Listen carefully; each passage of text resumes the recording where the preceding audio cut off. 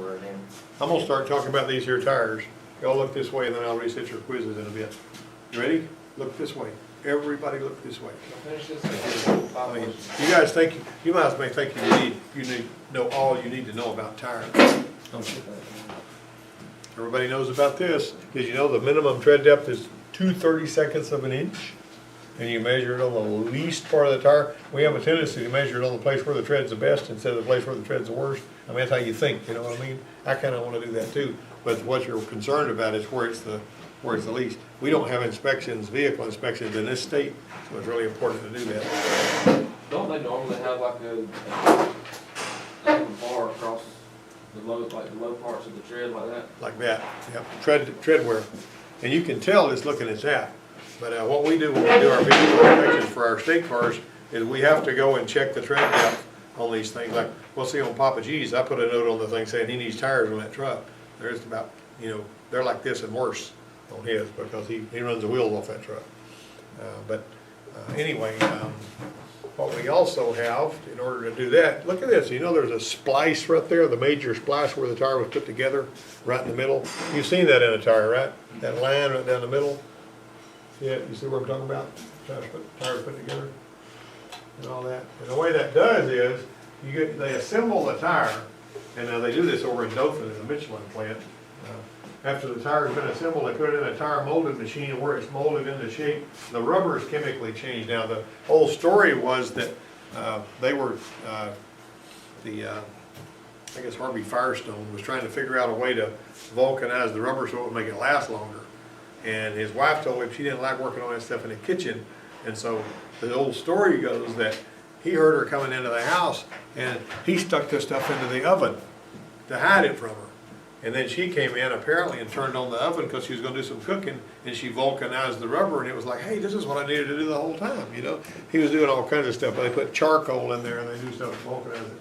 You notice the white wall, the big 6-inch white wall gangster tires on that Eldorado out there, that 71 Eldorado, those things are there because the natural color of the rubber is white. And in order to make the black part of the tire, you know, where it would last longer, they put the charcoal in there, they set the other stuff apart. Hey girls, talk to me. Are you the instructor for the Yeah. You don't know what college. Oh, are you locked up? Oh Oh my goodness, where are you parked at? Right up here. Okay, give me a few minutes and we'll go. Are you trying to leave right now? No, we just on lunch. Okay, and I'm well- gonna get my car. And well, he's gonna- Come back and see me after lunch, like 1 o'clock, and me or somebody will go and lock it for you. Okay, thank you. All right. Any other keys locked in their car? We get these sometimes.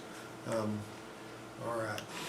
I usually tell them that we're gonna have to, when it's a welder or somebody like that, you know, I mean, I kinda feel sorry for those girls, but if one of those yo-yos from welding comes over here, I'll say, well, we usually break the window and you have wind noise forever, and, you know, and sometimes, you know, or I'll send somebody to do it, I'll say, don't break the window like you did the last 2 times, you know. But you know what gets me? I'll say, what if we have to break your window? What if we tear the rubber where you have wind noise? You know what they say? I don't care, I just wanna get my keys out. They don't care what kind of damage you do to the car. That just blows me away, you know. All right, so you got your carcass, your radial carcass. Look at the carcass. Now you got a tire thing on that electric deal too. You got a 2-ply belt. You got coated steel beads. One of the things I'm always talking about is when you're putting that tire on, this thing doesn't stretch. That cable is not going to stretch, and so that's why you've got to get it down in the skinny part of the rim so that it'll actually be able to go over and come around there. And the other day, if you tear this bead. If you tear this bead right here on some of the tires that are Chinese made now, tearing that bead will enable air to work its way up in here and get between here and make a big bubble. And you'll ruin the tire by tearing the bead, like the one on that Honda car that we put on the other day. And then you'll tear the bead sometimes in a place where it doesn't even look like it would matter. It'll be like right in here. But the next thing you know, you look and they got a huge bubble on the side of the tire, and the tire's gonna be replaced. That's not covered under warranty. That's a nasty thing. Now this right here, you've seen this, I've actually got copies of this right here on the wall right here. Make sure you understand how all that works, your section height, your width. See, like you got your width and you got your height. So your aspect ratio means that it's that percentage of the width and the height. You notice it's wider than it is tall. And so as that number goes lower, then the tire gets wider. you know, and you got the lower profiles and all that. And so basically, you got all those little things. But like I say, if you're confused about all this, or you haven't got it memorized, or there's a couple of places, it's right here, and I got it taped on another place over, so you can look at that for, look at that. Now, this is pretty cool stuff right here. One of the things that I did the other day, when this guy came with these tires on the back of his truck, and he wanted us to put the tires on his truck, I said, let's look and see how old the tires are. And the only tire that we would put on there was the one that wasn't 6 or more years old. You know, and it was almost 6 years old. I mean, I think it was built in the last part of 2009. But the rest of his tires, I wouldn't even put them on there because they were 7, 8, 9, 10 years old. And if they come apart, you know, it's a bad thing. You don't think they're going to come apart, but what happens is the water gets in between the tread and the steel belt, and it basically, you'll be driving along and all of a sudden centrifugal force will throw that tread off there. Has anybody ever seen that happen besides the one on Daniels where it flipped his truck over? I was driving an old F80 model F-150 I had one time, just buzzing along with tires that looked really good, and it threw the tread off one of the back tires and kind of messed up the right rear of the truck. But I mean, just looking at it, I just glanced at the tire, hey, those tires look okay, you know, and all of a sudden, boom, you hear all this noise, and I'm driving on the steel belts. The tread's gone. But it was because of old tires. You know, be really careful about the old tires. Did you see how that looks? Now look at this. Tires built before 2000 have 3 digits, which would be 227, would be the 22nd week of 1997. Kind of changed that. 0401 would be the 4th week of 2001. That's basically how that works. This right here, tread wear 300, means this tire would have a life expectancy of 3 times that of a standardized tire. See, like there, if you see the tread wear 300, if it's 100, 200, 300, if you know how to look at that, you can tell how good those tires are and how many miles that you're probably going to get out of them. You know, the more miles you can get out of a tire, the better off you are. These newer tires that are, you know, you notice the rim sizes are getting bigger and bigger. I mean, on the factory cars, that 17, 18, 19, 20-inch tires coming on the cars, and those tires are expensive. The traction performance is rated by letters A, B, or C, with A being the highest rating and C being the lowest, what you're looking at there. All right, so right here you got a temperature resistance rated by letters A, B, or C, with A being the highest and C being the lowest. So basically, you know, you're giving it an A, like it can really handle some high temperatures and all that. Now, where would this be pertinent? Different parts of the country. You know, you may be driving through Death Valley in Arizona where it's 240 feet below sea level and 150 degrees, you know, or somewhere where the tires liable to come apart because of the heat. Well, up north, you may not see temperatures of over 90 degrees, you know, on some of those roads up there in the northern part of the country. So tires and gasoline and other things are figured at motor oil, you know, for different parts of the country. The overall outside diameter of a tire remains almost the same when the aspect ratio is decreased and the rim diameter is increased. See that? So if you make a bigger rim, that basically makes it handle a little bit better when you've got, you know, to a point, when you've got your, you know, less of a tendency to roll. Imagine yourself with a little bitty rim and a great big balloon tire. You can see how you'd be rolling back and forth. So it just goes a little better on that. All right, a cone-shaped tire can cause it to pull to one side. You'll have tire pull. Like sometimes you'll be working on the front end alignment. You know, before you start a front end alignment, or if you look and it looks like the alignment is perfect, but you got to pull, swap the front tires from side to side and see if it pulls the other way. Now, occasionally you'll have a situation where you can rotate the tires around and completely do away with the pull. And that'll work just fine until somebody rotates them again, and then the next thing you know, you got to pull. The Cadillac, incidentally, I don't know if people noticed the Cadillac sitting out there again. On that one, the pitman arm popped. Not the part we changed, but you know, we changed the idler arm, the pitman arm on the other side, or where Adam Napper put it on there. But the pitman arm on the other side, where where that cone shape goes through the drag link, it just broke off smooth. It's all of a sudden he had nothing. Imagine you're driving and all of a sudden turning the wheel doesn't turn the wheels. And that was a bad scene. Of course, that pitman arm's been on there since 1971 because when we replaced the steering box a while back, it didn't come with a pitman arm on it. All right, these different kind of things, the ones with the retaining nut. You know when you're breaking a tire down that you can see a retaining nut on there?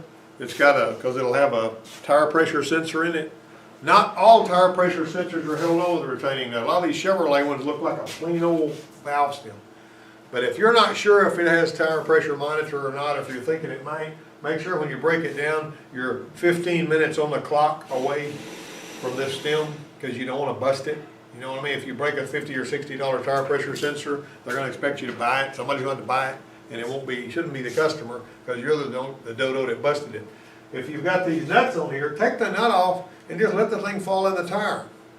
But make sure you pay close attention to that O-ring and it's nice and clean where it comes back through. The other day, I had, after everything was closed and I was getting ready to leave, there was a girl that pulled up out here with a tire that looked like a brand spanking new tire on the front of her little, whatever kind of car it was. And it was almost completely flat. And she said she had to drive all the way to McKenzie, so I aired it up. Nobody was here but me. I aired it up, and I sprayed and sprayed and sprayed around looking for it. And she says, well, or she's talking to her mom on the cell phone. She says, I had to take out the other 3 tire pressure monitor sensors because the stupid things were leaking. I said, well, I wonder if that's where it's leaking. So I sprayed around that stem. There were bubbles everywhere. And so I went over there and I broke it down and just took the tire pressure monitor, and it looked like one of these, but it wasn't sealing. So I pulled the tire pressure monitor sensor out and popped a regular stem in it and sent her on her way. You know, where Dad, you know, showed up and he tried to pay me and all this kind of junk. But anyway, we got that took care of. And here we got a sidewall reinforced bead, keeps the tire on rim at 0 pressure. All right. They have some tires I read about one time that were designed so that the rolling of the tire would keep it inflated, even if it had a leak or something. And it would stop inflating it when the pressure was right. The strange thing. I don't know how well that would work, but I mean, they had a cross section of it and all that. The sidewalls are reinforced, the bead keeps the tire on rim at 0. You hit a curve hard enough to where you tear that reinforcement, that's when you get a bubble on the side of the tire. Now this right here is what the rim looks like. There's your bolt circle, there's the rim. You got the drop center part of it, and with your little offset there. You know, that's one of the things you're measuring when you're doing the tire balancing thing over there. The tire machine wants to know where this is. Is this in the middle? Is it over here? Is it over there? So it measures that whenever it knows where the edge, where this mounts on the machine, and it needs to know where it's at, so it'll know how to figure that. And there's your rim diameter. I kind of get disgusted with some of these wheels now because it's really hard to break that thing loose from the back. You know what I mean? And so, all right, basically you got your, you know, outboard, center line of wheel. You can see that positive offset, negative offset. See the different offsets on those wheels? There's more to that than you think there is. You know, the back spacing is the distance from the mounting pad to the edge of the rim. Mounting pad is the place where you put it up against the hub, right? Okay. Now then there's your well drop center. That's where that cable goes. You push that tire down so that cable will go into there, so it'll go around the other side so you won't tear the bead. Bead seats are up there. Bolt circle is here on a 4-on-4. It's not too hard to figure out what this is. You're going to measure these, you know, you can take a ruler and measure them from here to here, and you can tell if the lug pattern is the same. However, the hole in the middle has to be considered because it may be too small. Just because the lug pattern is right up and the rim will fit. On a 5-on, you know, they'll say 5-on, 5 3/4 or something like that. You're going to measure 2 that are the farthest apart. From center to center is going to give you your bolt circle. And that's basically giving you a notion of whether that tire will fit or not. You can actually measure that with a tape measure even if you don't have the wheel there.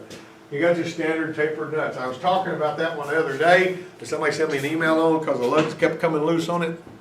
There was a left front tire kept trying to come loose. He torqued him and he torqued him and he torqued him and kept trying to come loose.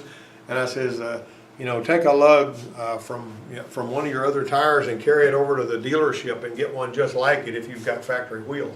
And when he did, and he put the lug nut on there that was like it was supposed to have, they never came off again. If you've got the wrong lug nuts or if somebody's got fancy wheels on there, that taper is not the same on every lug nut. So if you got one that the lug nuts are continually coming loose, you got to get some so the taper matches the wheel, because if you don't, you're going to have issues. All right, now you're going to do this modified X method here. You can do that. Each tire you can eventually use at the 4-wheel locations if you do it right. See, there's your full X. You can do it like that. Front rear is acceptable, and the modified X is, you know, it's a preferred method. So basically what you're doing is you're taking the front ones and going back and crisscrossing the back ones going forward. We've actually done that. See the front wheel drive and rear wheel drive. Because basically that's not rocket science. Now this right here is a little short video that I made right out here in the shop. Just got to go to if it'll load. It's gonna take a second for YouTube to pull up. Tire shop gave up on it. We had a little bitty bubble. When we laid the tire down and we puddled water up, we saw them little tiny bubbles come in there. And when we took it apart, that's what we saw. You see how that thing, and that's why cleaning that, pay attention to that bead surface. Don't just assume that it's okay because it wasn't leaking before. We wire brushed it and we sealed the bead. Now it's trying to go to the next one, which is kind of dumb. All right, let's get back in our PPT here. All right. And I'm gonna have to click. Hello, there we go. All right, you know how to pull this out. Reach in there with your needle nose. Sometimes you can have something as simple as a piece of glass in there. You know, when I first got my pickup truck, it lasted, I mean, the tires looked really good on it, but one day I went out there and the tire was flat, and when I found out what was wrong with it, I run over a piece of a beer bottle. You know, you'd never think that would go into a tire, you know? And then, you know, of course, why are they doing this? Are they gonna put a plug in the tire, you think? You gonna show them that? Look at this little trick somebody come up with. Take a couple of wrenches and hold it open like that. You know, we got that thing where we use. And you gotta buff it down, so you gotta get it down so the shiny part of that rubber's gone, and so those little ridges are sanded down before you put your patch on there. And then you're gonna use the right kind of extremely flammable cement. Some people like to set fire to that cement, let it burn and all that and vulcanize, but you know, that's not really necessary. You see where he's got his, he's got this going through here, so he'll know where the patch, where the patch is supposed to be centered. All right, and then you got these little plug patches. You don't have to use a plug patch on every one. That's really a good idea to use those though, because it keeps water from getting up in there and attacking the belt. You know, ultimately, but we've done them for years without that. All right, so you can, once you put that in there, you know, you put it down in there like that where you've already got your glue. That doesn't look like they did a very good job, but the simple point is you got your glue bigger than the patch, is what it amounts to. And then you roll it out with a little wheel. Everybody's seen that. Then you're gonna cut that plug off. All right. Now when you're doing your imbalance here, you know, you got heavy spots, you can have all kinds of stuff going on that makes tires do it a different way. Let me tell you what I did the other day. You might remember when we put those wheels on that Honda car, the brand new tires, I mean not wheels, we put brand new tires on the Honda car, they had stamped steel wheels on it. She drove it and she came back and she says, look, this thing is the wheel is wiggling, the steering wheel's wiggling. When I accelerate or when I hit the brake, the steering wheel wiggles and all that. And I could tell it was something going on with the tires. So I raised the car up and I spun the tires and I held, you know, just used my little laser and I held it right up close to the tire. And I could tell the tire was just slightly out around on all that. You know, where she got the cheapest tires she could possibly get. So I broke the tires down. I marked the place where the valve stem was and I marked on the tire. And I turned the tires around so that you were in on that deal, weren't you? And did you know, after we turned the tires around 180 on the wheel, it smoothed all of that out? But she says the back ones feel like they're doing it, but her steering wheel's not wiggling anymore. And that was a trick that I've seen them do at Tire Shop. Mike Moore at L&M over there, they do that all the time. If they got one they put together that seems like it's out around, he breaks it back down and he turns it around. Now it's a kind of a booger bear doing it sometimes because that rubber wants to drag on the rim, so you may need to put some soap on the rim. But what I had the other day helping me was Quincy. When I got Quincy over here, you know, whenever Quincy never grabs a hold of nothing that doesn't move. I don't know if you know. If Quincy grabs it, it's going to move, you know. You know, Quincy said, I got in trouble the other day because I tried to break up a fight and one of those guys hit me upside the head. And I said, what happened then? He said, well, I put him in the hospital, but I stopped the fight, you know. Kind of deal. All right, you put a dial indicator on there. You want to look and see what kind of runouts you got. It's really important to look at that. But how do we do it? I like putting it on the wheel alignment machine. And I mean, not the wheel alignment machine, but the balancer, and just spin it up. You can look at it and tell if there's a problem, you know. Although we couldn't see anything on Randy's, but when we moved the tire 180, it took care of that stuff right there. Lateral run out, radial run out, we've already talked about that before. You're basically going to have, they make dial indicators especially for that kind of thing. And so that's the end of the slideshow.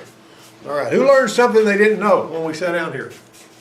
Anybody learned something you didn't know when we sat down here? I know that, you know, Zane worked at the tire shop and all this kind of stuff. Most of the time, if you work at a tire shop, stuff is moving so fast that you pretty much see everything pretty much about tires.